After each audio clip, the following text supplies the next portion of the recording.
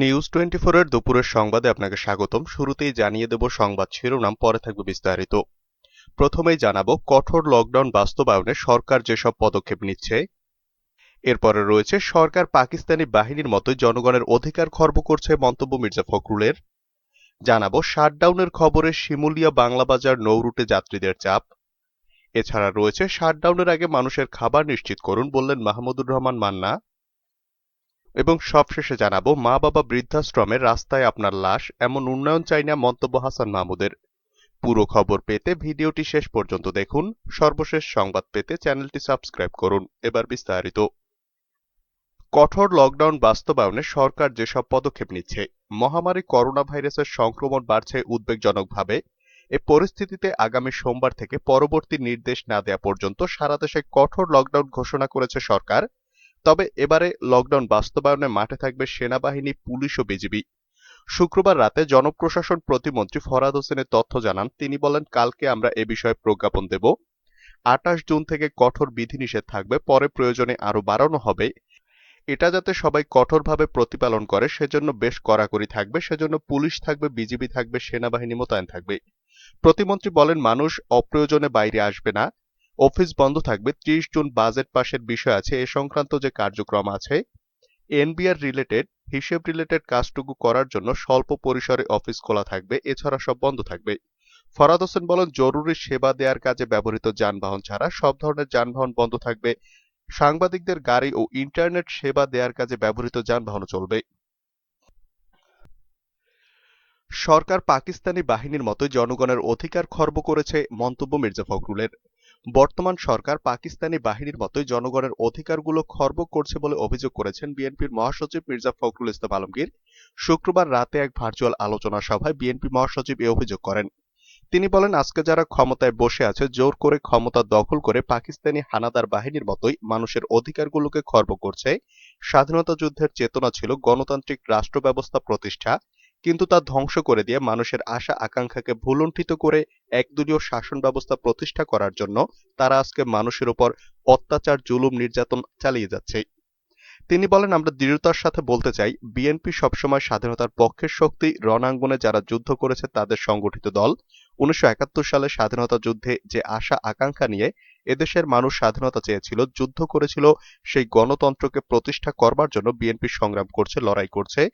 আমরা বিশ্বাস করি জনগণের সেই সংগ্রাম ঐক্যবদ্ধ প্রচেষ্টার মধ্য দিয়ে সফল হবে।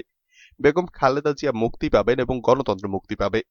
স্বাধীনতার ইতিহাস বিকৃতির প্রসঙ্গ টেনে মির্জা ফখরুল বলেন, আমরা সরকারকে দেখতে পাই, সরকার অত্যন্ত পরিকল্পিতভাবে স্বাধীনতার সত্য ইতিহাস বিকৃত করে তারা তাদের তৈরি করা ইতিহাস জাতির সামনে, পরবর্তী প্রজন্মের সামনে নিয়ে আসছে। আজকে দলের পক্ষ থেকে স্বাধীনতার সুবর্ণ জয়ন্তী উপলক্ষে যেসব অনুষ্ঠান করা হচ্ছে, এটার লক্ষ্যই হচ্ছে প্রকৃত ইতিহাসগুলো সামনে তুলে নিয়ে আসা। এটা কারো প্রতি বিরাগ নয়, কাউকে ছোট করা নয়, বরং যার যে সম্মান তা তাদেরকে দেওয়ার জন্য। সত্যিকার অর্থেই যারা মুক্তিযুদ্ধে অবদান রেখেছিলেন, নেতৃত্ব দিয়েছিলেন এবং জীবন বাজি রেখে যুদ্ধ করেছিলেন, আজ তারা সবাই উপেক্ষিত। এ সময় জিয়াউর রহমানের বিরুদ্ধে অপপ্রচার রুখতে বিএনপির নেতাকর্মীদের ঐক্যবদ্ধ হওয়ার আহ্বান জানান মির্জা ফখরুল। এদিকে শাটডাউনের খবরে শিমুলিয়া বাংলাবাজার নৌরুটে যাত্রীদের চাপ। দেশজুড়ে শাটডাউনের খবর প্রকাশের পর শিমুলিয়া বাংলাবাজার নৌরুটে বেড়েছে যাত্রী চলাচল। লকডাউনের নিষেধাজ্ঞা উপেক্ষা করে এ রুটে পার হচ্ছেন যাত্রীরা। শুক্রবার সকাল থেকে এ নৌরুটের ফেরিগুলোতে ঢাকা ও দক্ষিণাঞ্চলগামী উভয়মুখী প্রচুর যাত্রীদের পারাপার করতে দেখা গেছে। একসাথে পারাপার হচ্ছে পণ্যবাহী ও জরুরি যানবাহনও। বিআইডব্লিউটিসি শিমুলিয়া ঘাটের সহকারী ব্যবস্থাপক ফয়সাল আহমেদ জানান, নৌরুটে বর্তমানে 14টি ফেরি সচল রয়েছে।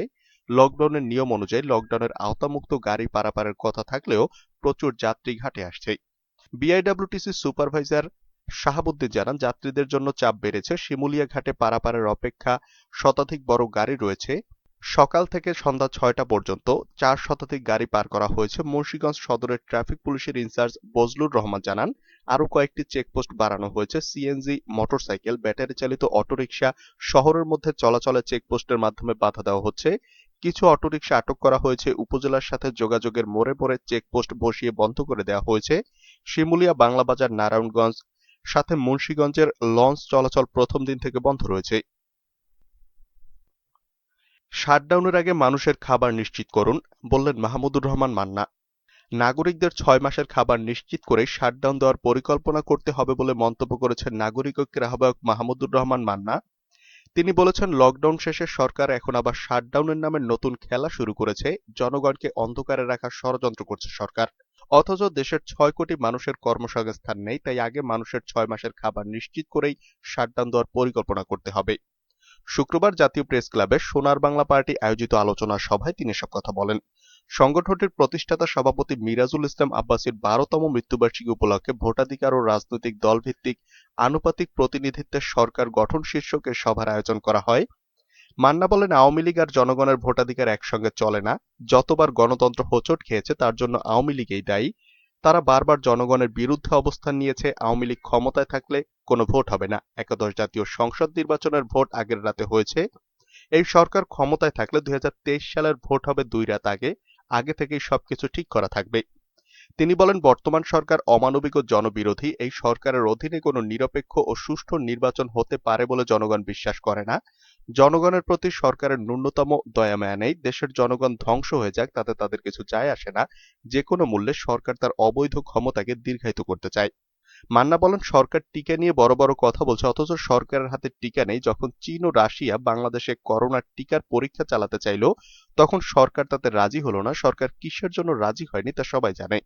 শিক্ষা প্রতিষ্ঠান খুলে দেওয়া প্রসঙ্গে তিনি বলেন, শিক্ষার্থীরা এখন বিপদগামী। তারা মোবাইল ফোনে আসক্ত হয়ে পড়ছে। অভিভাবকরা চিন্তিত। অথচ শিক্ষা প্রতিষ্ঠান খোলার নাম নেই। দীর্ঘ সময় শিক্ষা প্রতিষ্ঠান বন্ধ রেখে সরকার মূলত জাতির পরবর্তী প্রজন্মকে ধ্বংসের দিকে নিয়ে যাচ্ছে। তাদের ষড়যন্ত্রের ফলে দেশের শিক্ষা ব্যবস্থা ধ্বংস হয়ে গেছে। তাই এ মুহূর্তে বলতে হবে, শিক্ষা প্রতিষ্ঠান খুলে দিন, টিকা দেওয়ার ব্যবস্থা করুন। মা বাবা বৃদ্ধাশ্রমে রাস্তায় আপনার লাশ, এমন উন্নয়ন চাই না, মন্তব্য হাসান মাহমুদের। আওয়ামী লীগের যুগ্ম সাধারণ সম্পাদক এবং তথ্য ও সম্প্রচার মন্ত্রী ডক্টর হাসান মাহমুদ বলেছেন, মা বাবাকে বৃদ্ধাশ্রমে দিয়ে আসবেন। রাস্তায় দুর্ঘটনা হবে, মানুষ কাতরাবে, কিন্তু পাশ দিয়ে যাওয়া কেউ ফিরে তাকাবে না, পুলিশ এসে লাশ নিয়ে যাবে। এমন উন্নয়ন ও সমাজ আমরা চাই না। তিনি বলেন, শুধুমাত্র বস্তুগত উন্নয়ন দিয়ে উন্নয়ন কখনো টেকসই হয় না। বস্তুগত উন্নয়নের পাশাপাশি মানুষের আত্মিক উন্নয়ন প্রয়োজন। সেটি করতে হলে মানুষের মধ্যে মূল্যবোধ, দেশাত্মবোধ ও মমত্ববোধের সমন্বয় ঘটাতে হবে। আমরা এমন একটি রাষ্ট্র রচনা করতে চাই যেটি বস্তুগত উন্নয়নের দিক দিয়ে একটা উন্নত রাষ্ট্র হবে, একই সঙ্গে একটি মানবিক রাষ্ট্রও গঠন হবে, যে উন্নয়ন বস্তুগত হবে। শুক্রবার দুপুরে চট্টগ্রামে রেডিসন ব্লুর মেজবান হলে রোটারি ইন্টারন্যাশনাল ডিস্ট্রিক্ট কনফারেন্স ২০২১-এর অনুষ্ঠানে প্রধান অতিথির বক্তব্যে ডক্টর হাসান এসব কথা বলেন। একরাম আমাকে হত্যার জন্য উঠে পড়ে লেগেছেন, অভিযোগ কাদের মির্জার। নোয়াখালীর কোম্পানীগঞ্জের বসুরহাট পৌরসভার মেয়র আব্দুল কাদের মির্জা বলেছেন, কোম্পানীগঞ্জে অস্ত্রের ঝনঝনানি চলছে। বাইরে থেকে অস্ত্র এনে নোয়াখালীর এমপি একরাম চৌধুরীর লোকজন এখানে তাণ্ডব চালিয়ে আসছে। একরাম অস্ত্রধারীদের ভাড়া করে এনে কোম্পানীগঞ্জে নৈরাজ্য সৃষ্টি করবেন, আমাকে হত্যা করবেন, এটা হচ্ছে তার মূল পরিকল্পনা। কারণ নোয়াখালী জেলা আওয়ামী লীগের সাধারণ সম্পাদকের পদ থেকে তাকে অব্যাহতি দেওয়া হচ্ছে, এ খবর বেরিয়েছে। তাই তখন থেকে তিনি আমাকে হত্যা করার জন্য উঠে পড়ে লেগেছেন। শুক্রবার দুপুরে নিজ পৌরসভা কার্যালয় থেকে ফেসবুক লাইভে এসে একথা বলেন কাদের মির্জা। তিনি আরো বলেন, কোম্পানীগঞ্জে শান্তি চাই, রক্তপাত চাই না। যখনই এই সত্য কথাগুলো বলি, তখন দলের নেতারা আমাকে বলে উন্মাদ, পাগল ও অর্বাচীন বালক। সময় প্রমাণ করবে আমি পাগল না ভালো। কাদের মির্জা তার ভাই সেতুমন্ত্রী ওবায়দুল কাদেরের উদ্দেশ্যে বলেন, আপনারা শত শত কোটি টাকা বানিয়েছেন, বিদেশে গাড়ি বাড়ি করেছেন, অর্থবিত্ত, ক্ষমতা, যশ, খ্যাতি, এগুলো আল্লাহর প্রদত্ত, সেটা স্মরণ রাখতে হবে। তিনি বলেন, র‍্যাব ৭ অভিযান চালিয়ে চর এলাহি থেকে অস্ত্রসহ সন্ত্রাসী শামসুদ্দিনকে গ্রেফতার করেছে, অন্যরা পালিয়ে গেছে। এ শামসুদ্দিন চর এলাহি ইউনিয়ন পরিষদের তথাকথিত চেয়ারম্যান আব্দুর রাজ্জাকের ঘনিষ্ঠ সহযোগী। শামসুদ্দিনের ভাই সৌরভ কোম্পানীগঞ্জের দক্ষিণাঞ্চলের র‍্যাবের তালিকাভুক্ত শীর্ষ সন্ত্রাসী এবং রাজ্জাকের সেকেন্ড ইন কমান্ড। এলাকাবাসী অতিষ্ঠ হয়ে সৌরভকে পিটুনি দিয়ে হত্যা করেছে। র‍্যাবকে ধন্যবাদ জানাই। বর্তমান সরকার নিকৃষ্টতম ফ্যাসিবাদী, মন্তব্য জোনায়েদ সাকির।